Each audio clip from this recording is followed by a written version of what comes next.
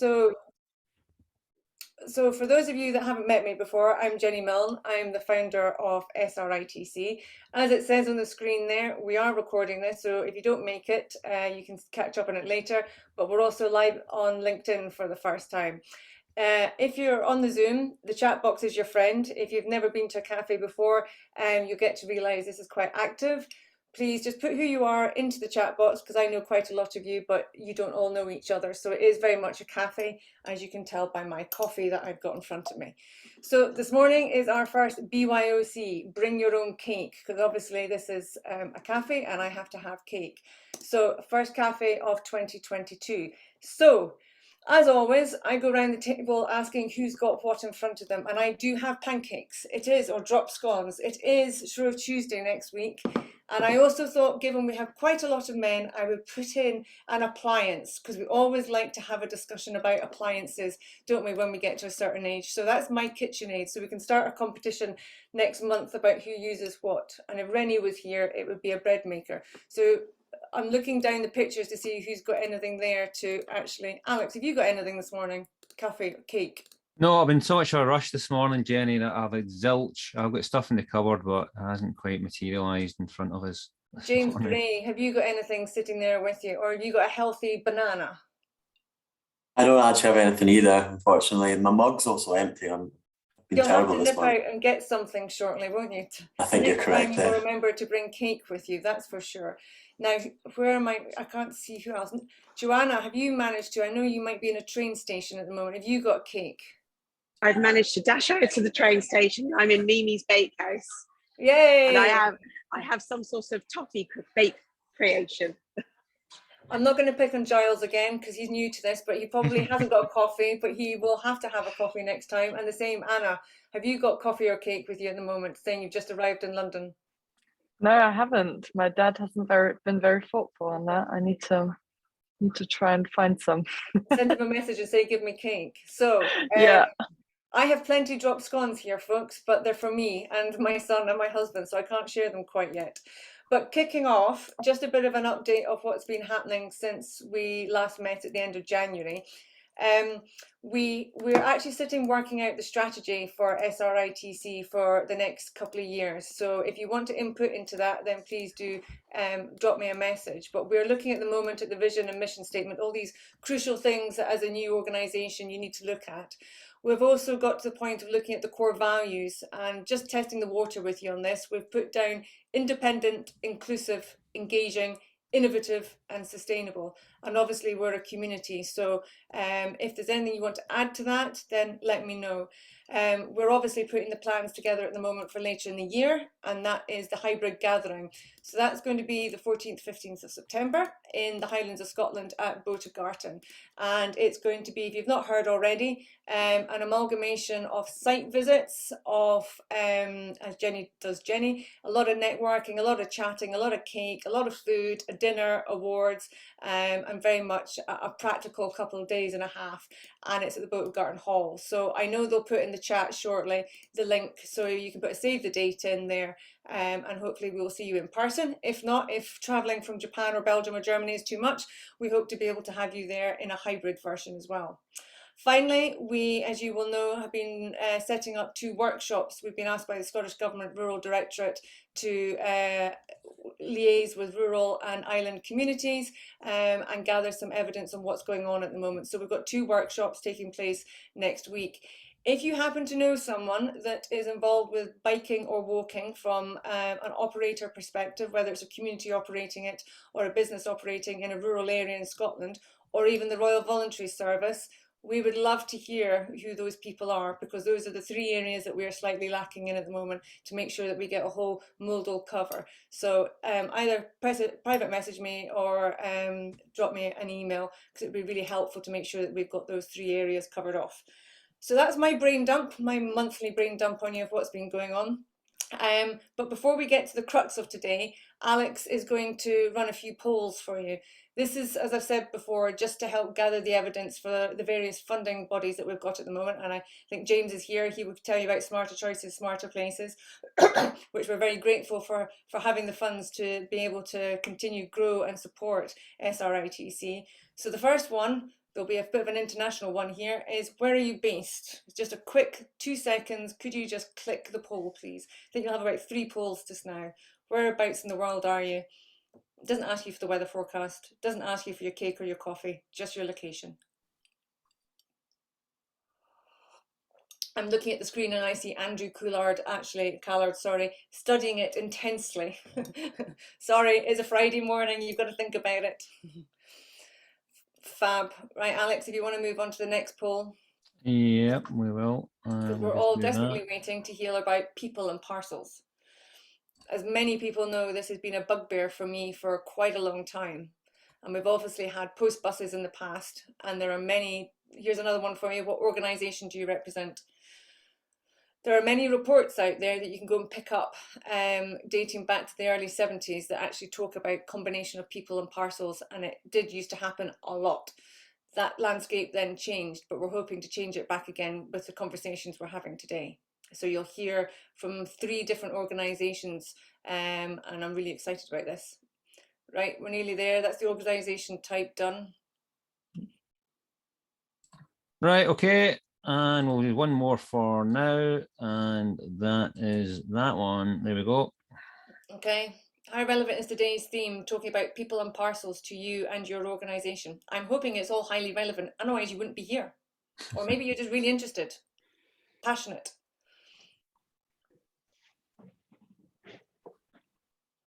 I've got a Land Rover on my mug today. That's a very good one for people and parcels. Fab. Right, there we go. Here we go. All done. So, as I say, people and parcels, this section will be live on LinkedIn, and then after the presentations, it will be offline and we can have a chat. Right, I'm going to pass over first to Lydia. Lydia, would you care to introduce yourself and explain who you are, how we met, and why you're here today? And if you've got cake. I wish. I wish I had cake. But actually, I ran out of it. It's Friday morning. I'm based in Brussels, so it's almost noon here. So for cake, it's a bit late.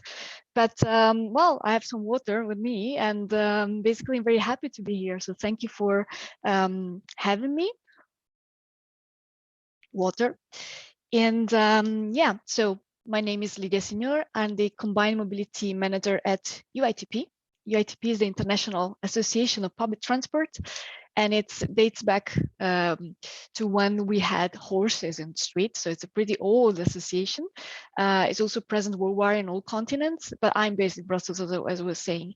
And actually, we met, Jenny, because I reached out to you for an exploration I wanted to have about rural mobility. And I'm here today to tell you a bit, well, what we got out of that exploration, because we published a document, a brief, 2 weeks ago, not even less.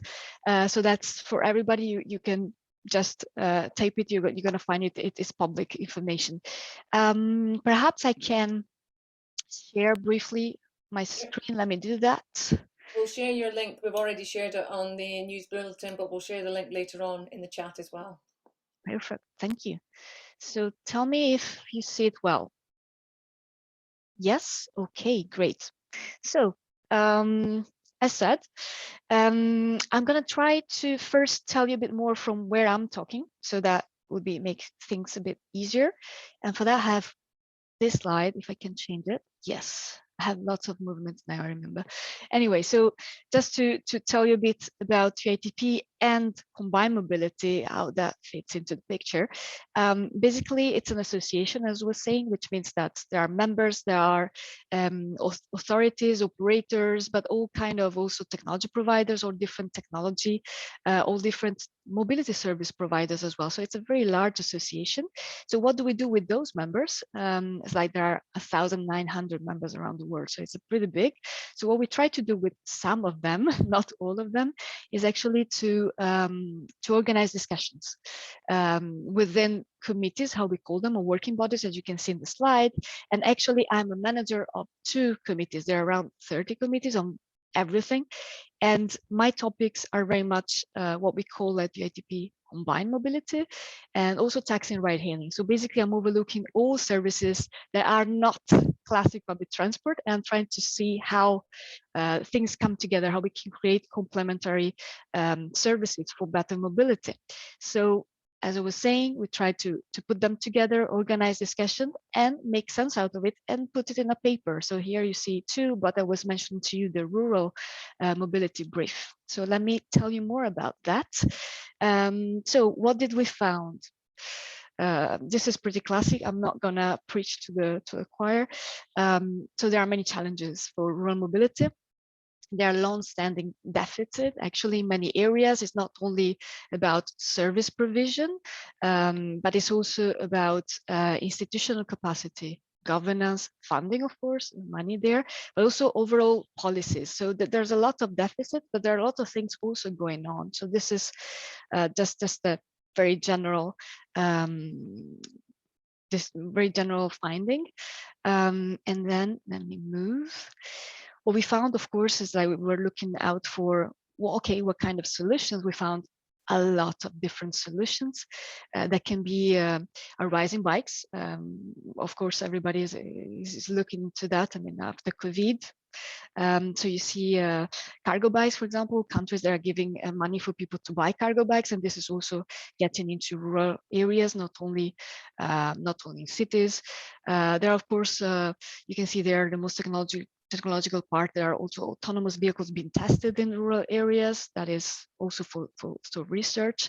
But of course, there are nowadays solutions put in place. For example, you can see there a hub between a train station and an area with parking for bikes, but also there are buses and so on. So there's a lot of movement around mobility hubs, how you connect physically different services. So that is something that you might, for people that are used to this kind of meeting, you might know the case of Groningen and Drenthe. They're very much well known for this mobility hubs idea, but I'm going to tell a little bit more. And then I also think that you might have seen already that graph in the upper part on the left that is actually trying to match different solutions, for example, on-demand solution, or it can be carpooling solution according to the different environment, because rural can be many different things. And so you might have different solutions for different areas. So we had a look of all that. And of course, MAS in there tried to put together all these different services that can be supported by public, private, or volunteers also. So there's a little bit of this picture, and we try to dig a little bit more, or perhaps to take a step back, which is in this slide. And this indeed in the map is Groningen and Drenthe in the Netherlands.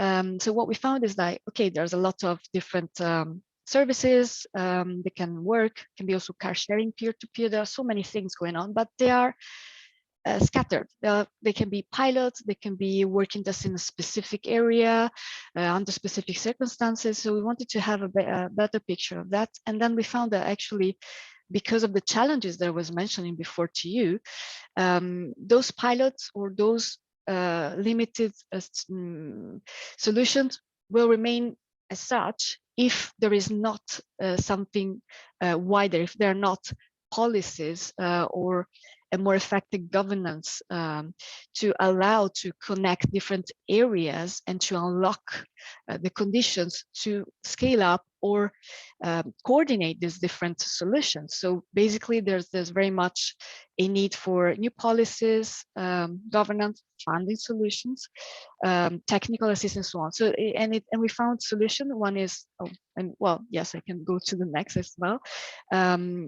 Is very much happening in some parts of Europe. I was mentioning the Netherlands, but it's also in Flanders. They're changing their policy. Now they call it basic accessibility policy. So they're switching towards on-demand solutions linked through hubs, shared and on-demand, of course, linked through hubs at the local level. And those hubs, actually, you have a redesigned, hierarchized, so very, very strong public transport lines along corridors where those services make sense. So that allows to link different areas, the city, the towns, the small areas, and so on. So those policies implies a vision, political will, governance, as we were mentioning, and all of that. So that is what we found. So basically, without that bigger picture is difficult to scale up and just go beyond pilots or standalone solutions. So that was a little bit our funding. And what I'd like to say before we get more into the topic of today is perhaps to give a bit of international context. Somehow what we've seen is that there are trends and there is a context. So I was mentioning the COVID. So in terms of parcel goods and all of that, deliveries, we've seen a rise of that even more than before, and it was already growing because of new technology, new business model, new players. How does it translate into rural areas? That is a question, but definitely that's a trend that COVID is bringing, and also it brought an overlap between passengers and goods in different parts of the world. For example, we're studying a little bit the situation of taxis in Singapore or China, and then the regulator allowed taxis actually to switch to goods because they were not people, they were goods moving around. So they could, because of regulation, they could switch temporarily to that. So new solution coming over. So there is this trend, and then there is also a lot of attention growing towards rural mobility, but also goods. Let me just mention the European strategy of 2019-2024. So we are right in the middle of it.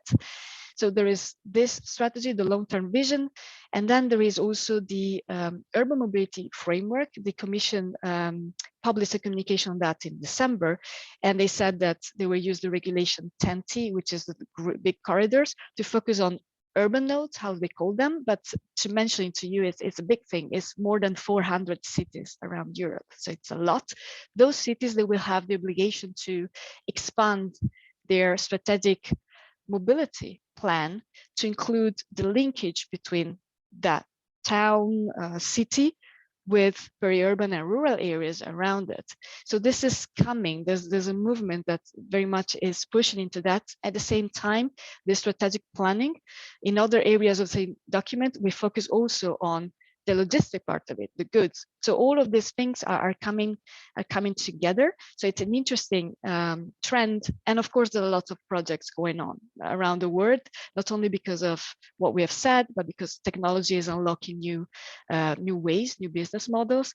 And if we want perhaps to put together Parcels and Passengers, is because perhaps, especially in rural areas, it's a way to increase revenue streams and therefore to make a viable service in rural areas where perhaps there is not market delivering goods. And that's also a regulation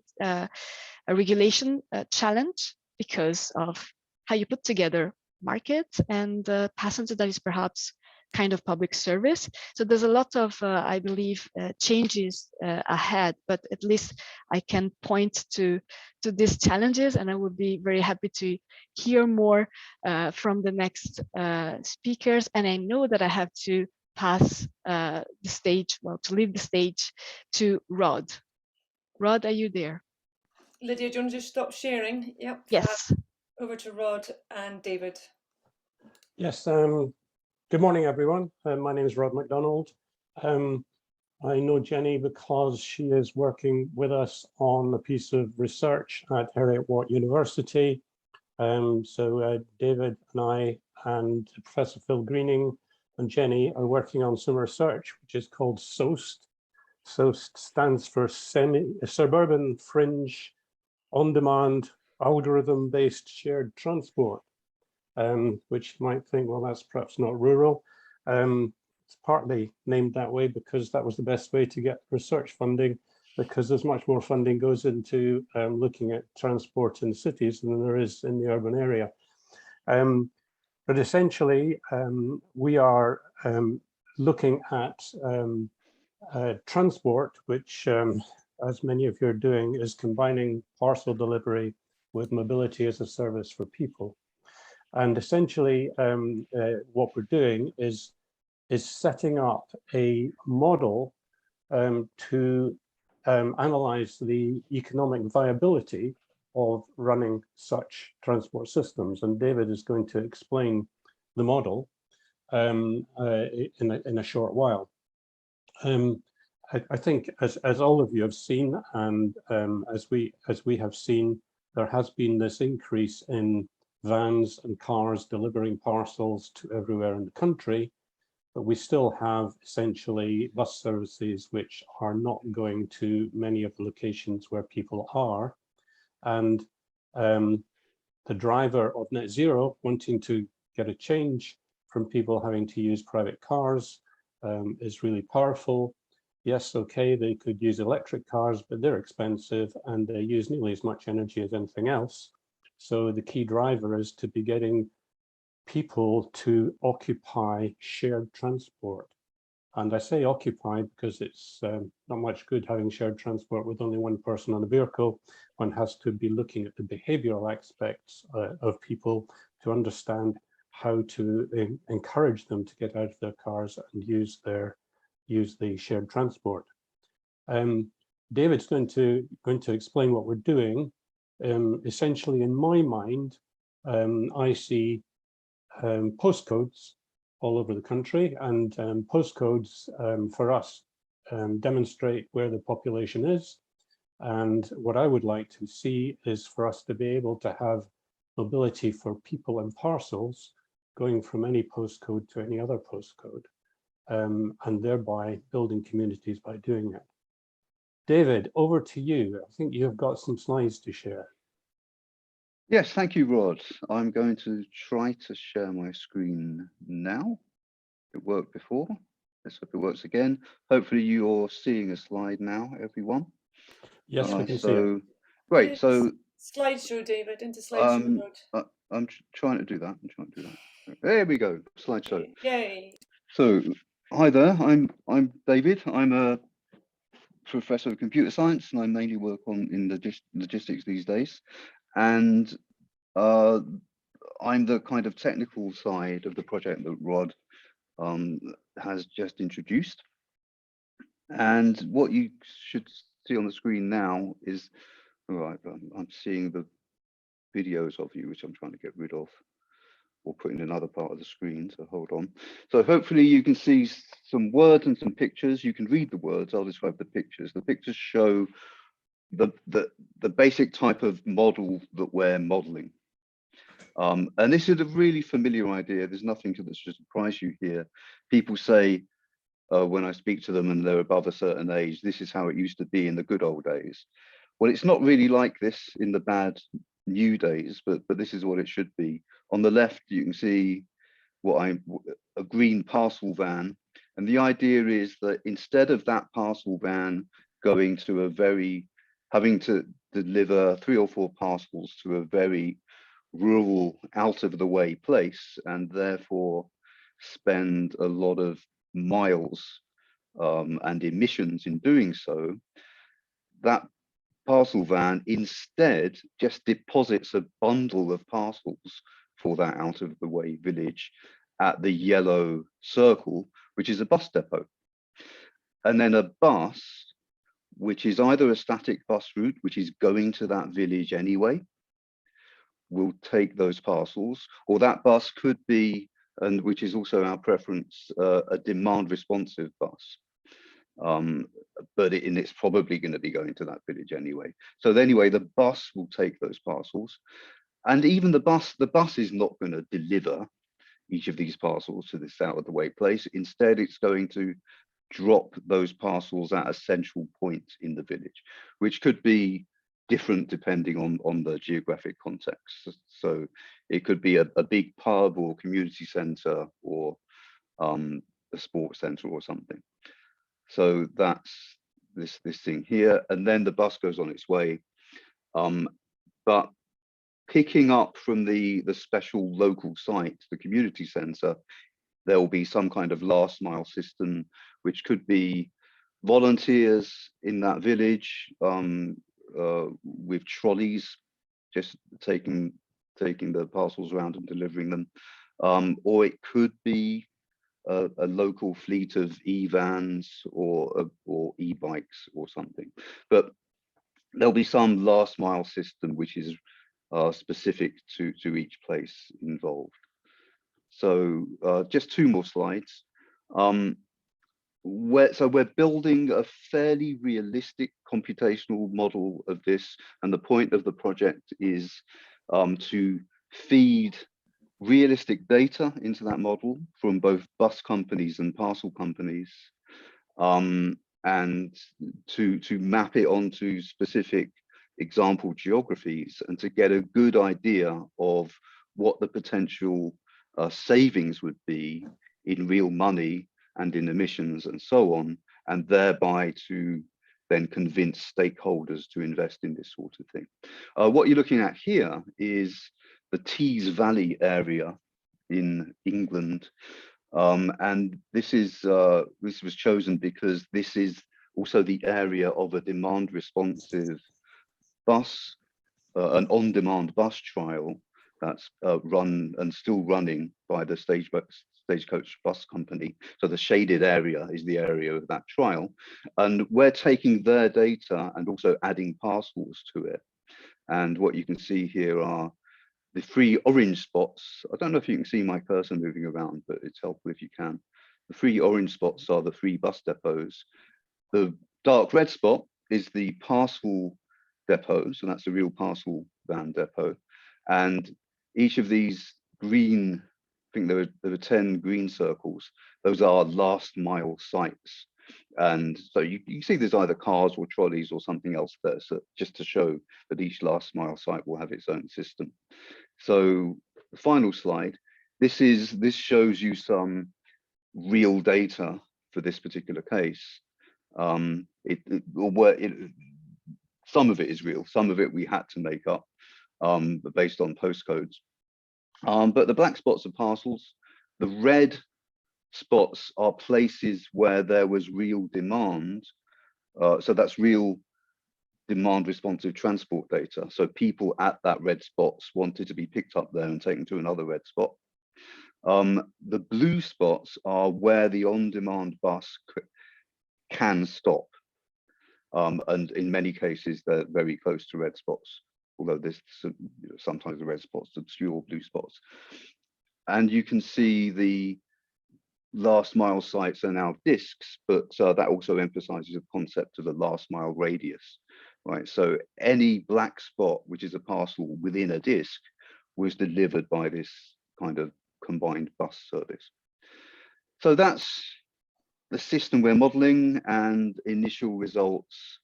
I've got graphs showing initial results of how the benefit that this gives, the cost savings to the parcel company, which is it's a nice percentage in the runs that we've done so far.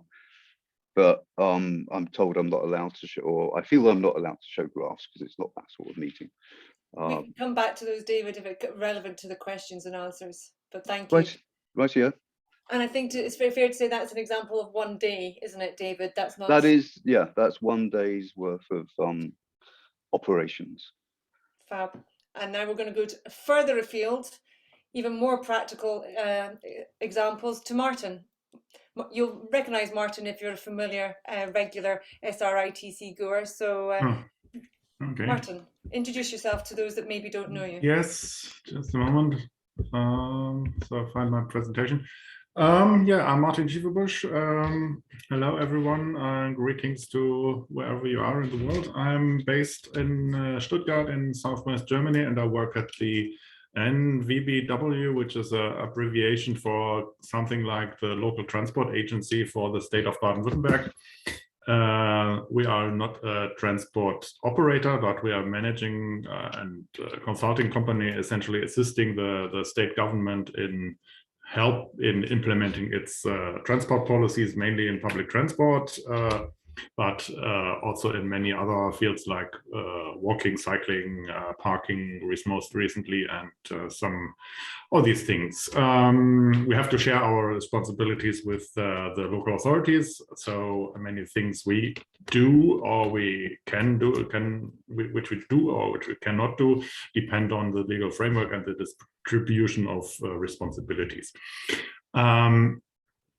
My area is the so-called Competence Center for New Public Transport Concepts, and as such, I should know many things about innovations and so on. I try my best. You will see. I have bits of tea just to complete that, and Italian biscuits, which I will eat. I've eaten one, but I'll eat the other one after my I presentation. think you still had that biscuit in January, Martin, did you not? Sorry? I think you had the biscuits in January, did you In not? January, I wasn't on this presentation, thought but you I have had them them more or less every every year. That's true. They come from they're meant to be Christmas biscuits, but they taste well even afterwards as well. So, thanks to Jenny for asking me to do that bit of presentation and that bit of research, because I really found out something new, which were new also to me. So it was really good to be asked to get into the subject, which I had dealt with occasionally, but which I come across bits of news here and there, but I didn't quite know everything about the state of affairs so far. So some ideas from Germany about passengers and parcels. Now, how can I go on? Yeah. We have, as I guess many other countries, we used to have a tradition of combining passenger and freight transport in the past. I put together some historical data and some bits of historical pictures from Wikipedia. The first combined vehicle was actually, if you could go back even further, and the old post coach, horse-drawn post carriage, combined passenger and freight already centuries ago. And with motor vehicles, we can look back on like the early 20th century when vehicles looked more or less like that yellow one on the picture. And there was even a German bus builder who built purposely designed vehicles for that type of service in those days. However, as in many other places,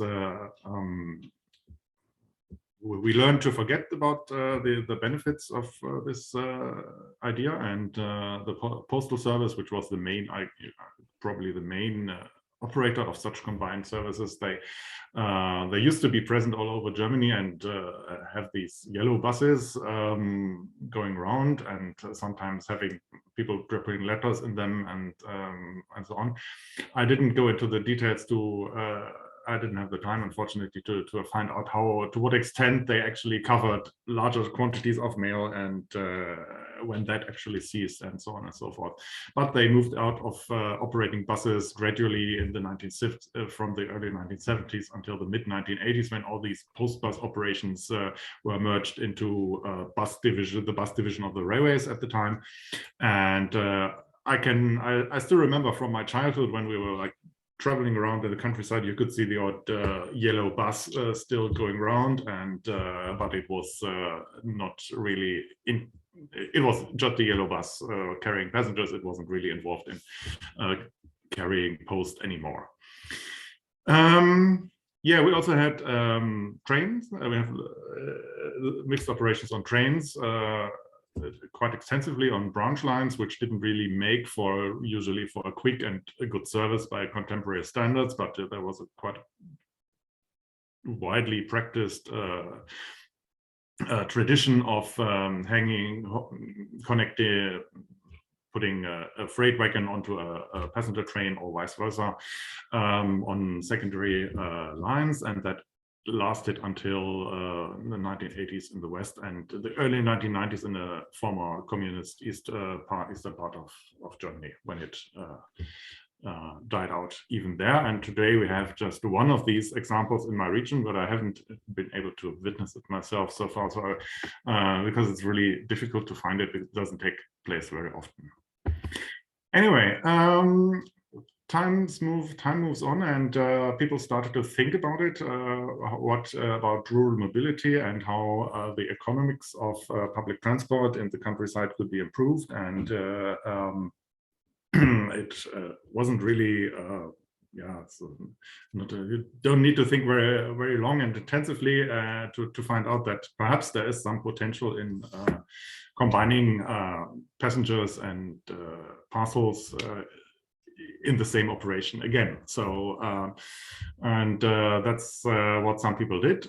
They started to think about it in about 2010, 2012, and they started the Kombibus, which is the combined bus, literally, in the region of the Uckermark, which is the far northeastern part of Germany, close to the Baltic Sea and to the Polish border, about 100, 200 kilometers away from Berlin in the northeast. And that was, they placed this in, managed to get funding for this as a project in one of those initiatives by the federal government, in which they try to tackle demographic change, aging and shrinking populations, which is quite a big issue in this area even today. And since then, they gradually expanded this service. They managed to get it across and beyond the funding period of that research and experimentation project. The Uckermark is a very low density region by German standards. I think we have about 30 to 40 inhabitants per square kilometer there, 3,000 square kilometers and 120,000 people, I think, about those figures. And that service went through quite a lot of experimentation and changed its setup in details. And what they do now is essentially they have two areas of activity. They do shopping deliveries from the regional shops and the regional retailers to collection points where people from the villages can pick them up and take them home. The same goes in the other way, in the other direction. If you want to resend something which you don't like, or so they do the same. And they do point to point, from bus stop to bus stop, carriage of freight for enterprises. They could also do this for every day for normal citizens, but that's not really the market for that. So that's what they do, and they use their normal bus services, and the normal buses, essentially high floor buses which have luggage compartments for coach services, essentially, as you see on the picture. They did some experimentation with boxes which they could handle easily and store freight in safely and so on. And they tried various other, I think they tried various other activities in the process, which have by now been given up again. So it was a bit of an evolution that service has seen, and for a long time it was really the only one, and it was the only one I knew that was actually running. But thanks to the research I did the last weeks, I've discovered two more. One is the Flexibus in Günzburg, which is in the southern part in Bavaria, rural province, where there's a fairly innovative and comprehensive DRT service complementing the bus and train routes. That has been running for about 10 years by now, I think. And they started to integrate a similar delivery service from the local shops in the city of Günzburg to the countryside, to the villages, to the people, using their DRT vehicles. So they have like a fleet of 10 or so minibuses going around in that province, and one of them is equipped with a rack and takes parcels and whatever the shopkeepers order them to take along. And I even found another one in Schweizer. It's a regional economy initiative, so to speak. They mainly produce, they sit again in the northeast of Germany, and they produce mainly food and run local shops. And they started to take they had regular services with vans, goods vans, and distributed their products in the wider region. They found out that they were doing this on a quite regular basis, and they had the idea that they could put some passengers on the empty seats of this goods van, and they also had to make some experiences of not so helpful kinds with regulators, but they managed to set up a small-scale vehicle so essentially they have one electric minibus which which has a wheelchair space, and they use the wheelchair space to roll containers, small containers on that bus, and use the other seats to take people along. And that's not a regular license as a regular bus service. It's a private hire vehicle type of operation. Very small, but still they learned and they show that this works as well. We have also time and again we get studies on how such a combination of operations could be put into practice in light rail, in metro systems, and in other types of DRT applications. But many of these have not really gone beyond one-time trials and simulations and similar types of preliminary activities, I would say. Martin, I'm going to have to stop you in a minute, otherwise we won't have discussion time. Have you got anything Okay. else left? I hate to do that. Have you got anything else Okay. left? Yeah. There's another project coming up which I find quite interesting. It's called Cargo Surfer, and there's again research and innovation money behind it, and they are trying to set it up on a larger scale by developing a booking platform for spare capacity of vehicles of any kinds. And the idea is that anybody having free space in a van or so can book onto can offer this on this platform, and people who are looking for freight deliveries can use it, so to speak. That's another project, and it's more approached from the software and technology side. And I'm going to be interested how it looks when it's ready end of the next year. Okay. So, fantastic, thank you. Lots and lots of things to digest in there, and I see there's a few things in the chat already. Before we do you want to stop sharing, Martin? I can't do it for you at the moment. I'm going to see Azrael from Japan's been asking a few questions. So Azrael, do you want to just open up a few things? Because I know Japan, obviously, personally, from a perspective, does a lot in this field. So do you want to add to this? And unmute yourself. Thank you, Jenny. Yeah, so, well, just very briefly, in Azrael in Japan, and I actually work in a DRT company, in a company providing this kind of platform solutions, and few of our services are actually involved in the mixing between parcels and passengers. So my questions came from the light and my experience from rural areas and not so rural areas, suburban areas on this topic. There are many cases here in Japan that are trying to do this kind of like combining solutions. Officially, from a legal perspective, 2-3 years ago, it was fully legalized. Before it happens informally. And one of the questions I was asking was regarding like in rural areas, a common issue for parcel for delivering is precisely the lack of demand. I mean, there's a demand of it. It's just that the demand is not as high as, it's not really high. Therefore, the efficiencies of the systems are unclear to me at many perspectives. I think that in light of that, Japan is slightly different from Europe. But when I think about Europe, where public authorities or local governments need to fund these things, they also need to have evidence on supporting that those funding is actually committed to something that can provide value to them. And I think this is still something to be worked in Europe, and is what we are working in Japan, which is a slightly different country. So that was basically my point. And I don't want to take much time from everyone else's perspective. So I appreciate comments on this, and thank you. Fab. David, do you want to answer some of the questions that have been put into the chat about collection time, delivery time, etc.? I have already done so, I Jenny. know, but it's nice to hear your voice to explain it in case others haven't looked it in the chat. Yeah, a good point. So it's a good question. Doesn't moving parcels about upset the bus passengers? One aspect of this is there's a limited number of parcels that we're assuming.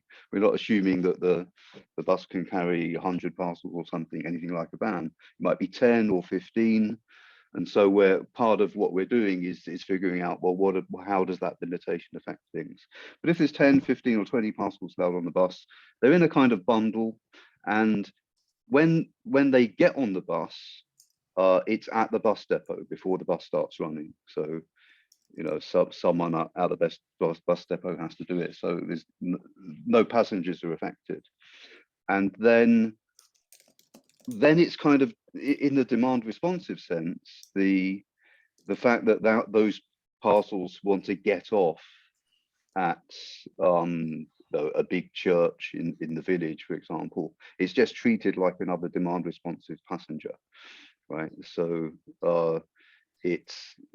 so in that sense, in the demand responsive transport arena, you've got this dynamic situation where the bus has a certain route set out, and then some other passenger will call out and say, can you pick me up at this time? And the answer will either be yes or no.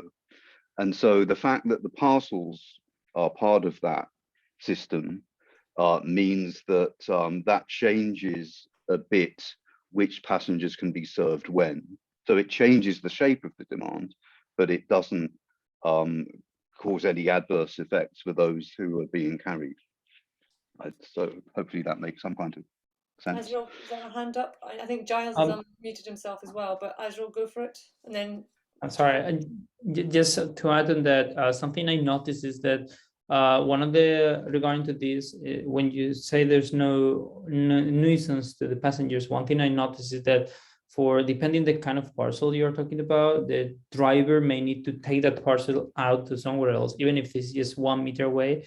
And from a labor cost perspective, there was once that there was a complaint about a driver who was actually asking why I should do this. So those kind of like, it doesn't look very important, but I think that kind of like from the labor perspective, particularly in a place as Japan that finding new drivers is very difficult, it's something to keep in touch. And that was a small point. Yeah, it's all for it. Yeah. Giles, I mean, yeah. Go on, David. It's just, I mean, the way I see it, you to allow a parcel to be carried by this system, it would have to be small enough, right? You're not going to carry I don't know, skis or weird things. We're talking small boxes, right? So and the thing is, the parcel company in some contexts, they will save a lot of money, and so they'll be able to pay, or somehow the bus company will get extra pay for this, and some of that might go to the driver. So why should I carry this? Because you get more money for doing that.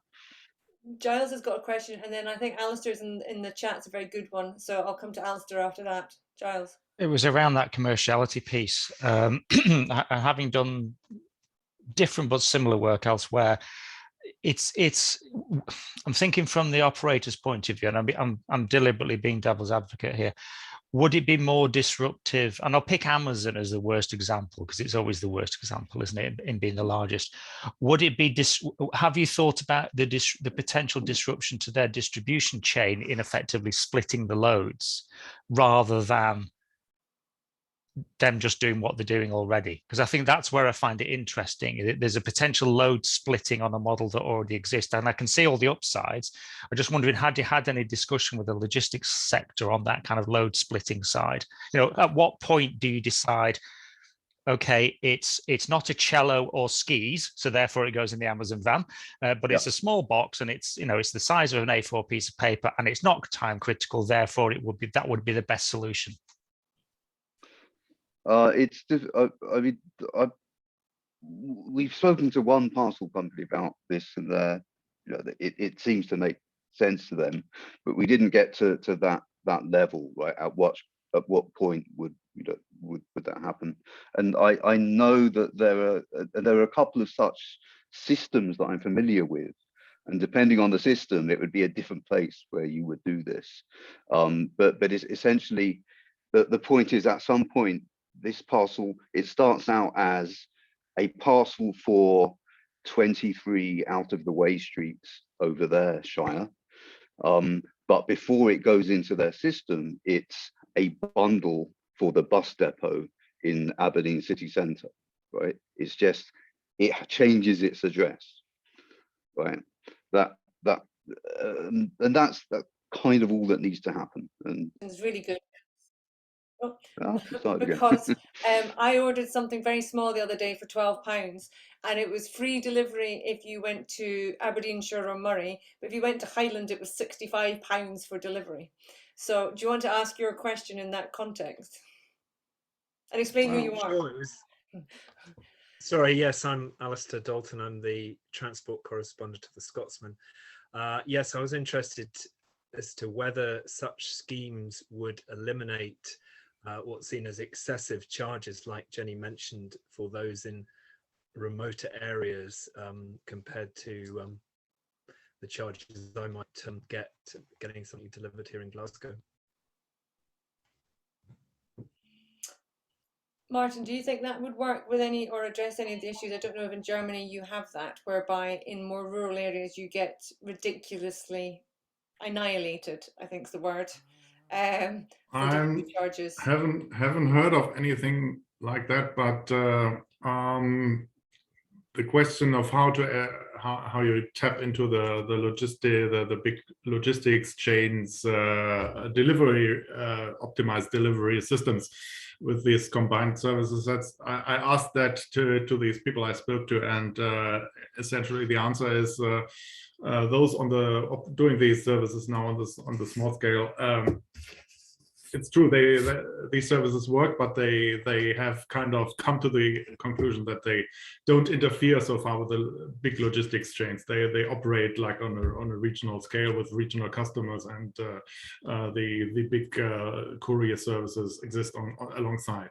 That said, those who have kind of a wider picture of the whole scene note that at least in many parts of Germany, there's a growing shortage of drivers and people working in this industry, and so it's becoming ever more difficult and complicated for even companies like the famous or notorious Amazon and the Postal Service and so on and so forth to get staff to drive all those small vans. So there will be a new rationale for cooperating perhaps coming up in those fields, and yeah, there's enough space in those vehicles, and so why do you have to have five drivers if you can have just one with one driver?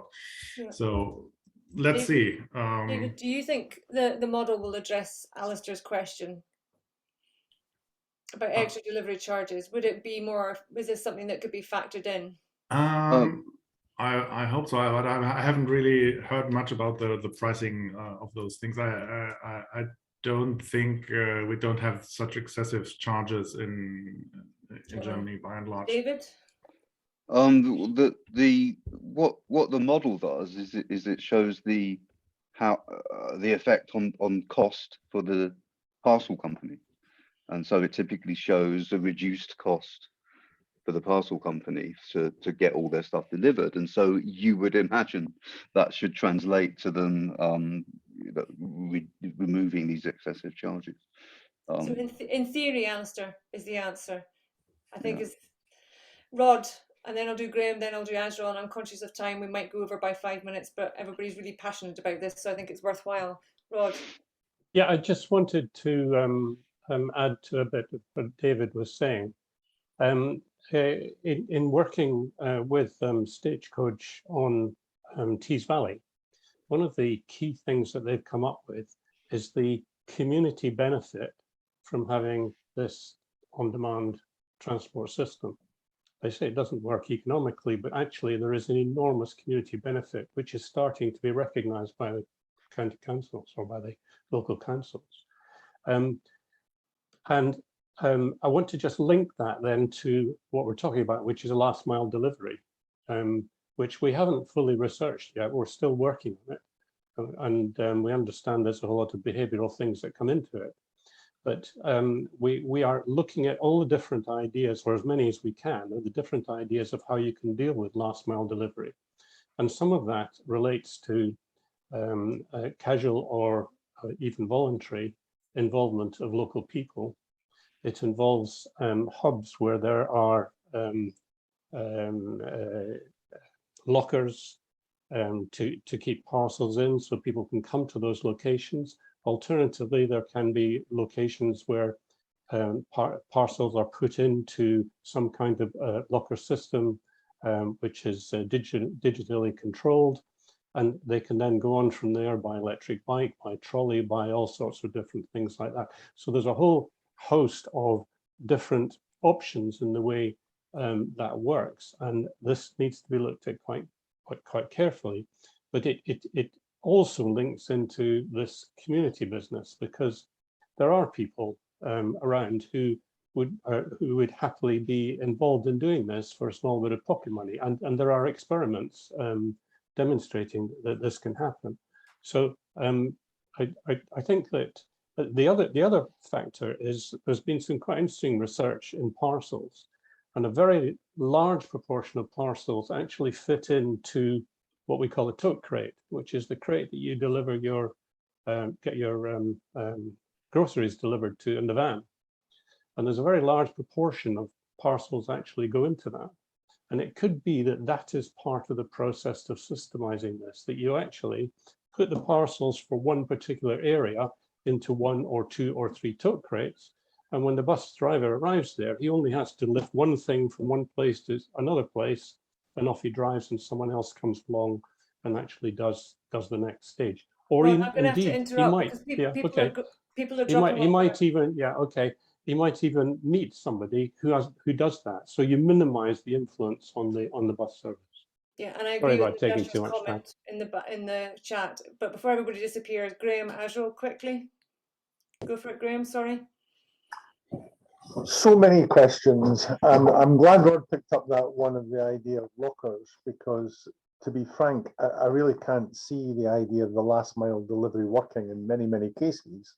And you can't just leave things anywhere, because sadly we don't live in a society which is entirely honest. Going back to the map that was shown by David, I think, wasn't it? Yeah. Can you give us an idea of the population that's in that area? David's gone, so I'd have to ask Rod on that one. I can't answer that straight off. Sorry, no. I could get the information for you, but I don't have it here. No, that's fine. The reason I asked the question is that I live in the Scottish borders. Now, we have one bus that goes through from Galashiels to Carlisle every 2 hours. And we have another bus that goes in another direction once a day and in a third direction twice a day. And that covers a population of 18,000 people. One company, don't take parcels, not interested in taking parcels, not interested in flexible working. And I think, to be honest, that's the realistic situation today. But how do we move it? How do we change it? Because we have to change. Yep, yep. And I think that's where this conversation's going. And to answer Anna's question in the side bit about what's the appetite for people and parcels, I think it's growing back again. And I have been a bonnet about it with my mobility as a service, because I think the business model in rural suburban areas has to be more diversified and look at how you can save me traveling 20-mile round trip just to pick up a pharmaceutical product for my son, which I always cite, but that's an example. So Graham, please send me the list of your emails. And if you're not involved in our workshop next week with Scottish Government, I can't remember if you are because I've lost track of who's there. Send me an email, will you? Because I think it'd be really important to have you involved in that. So drop me an email after this. Azril, final word before I do the last slide. Yeah, I just wanted to add just a small insight on what I say with another example, and I think it can be linked to the following one. But we were mentioning about like parcels in rural areas, mostly from inbound, and I was just wanted to say about something that is called outbound, which is about how if we want to support rural areas, for example, for their produce or the industries, if logistics can help with that. And I wanted to bring just an example of Japan, and probably I would like to bring more examples in another cafe. And is that Japan has the fastest crab speed in the world. It's so fast, it goes about 300 kilometers per hour on a train, and it goes straight from the sea to Tokyo. And they have done many of these kind of like groceries, whether it's seafood or fruits, vegetables, on trains, because that capacity is very reliable. We know when the train is going to depart, so we can actually schedule that easily. And you can bring local produce to the up markets in urban areas, which can actually increase the welfare of the farmers and so on. So I think that's another interesting topic, and it's a different way to see how logistics can actually work in the opposite way in remote areas. And perhaps we can make another another cafe and another day about that. So I will just. I think Azrael and I have been talking about doing a Japan cafe because there's so much good practice there. And I see other people in this cafe have also been involved. So the usual quick polls, and I'm sorry we've overrun. And if you have to dash, please dash. But a big thank you to those that have contributed, whether as a presenter or questions. Just a quick one, and I put it in the chat, we're actually going to be discussing school buses and the role of school buses because they're so important to rural suburban areas. So that's next month. You've got the dates for the gathering. As I said, we'll share Lydia's report.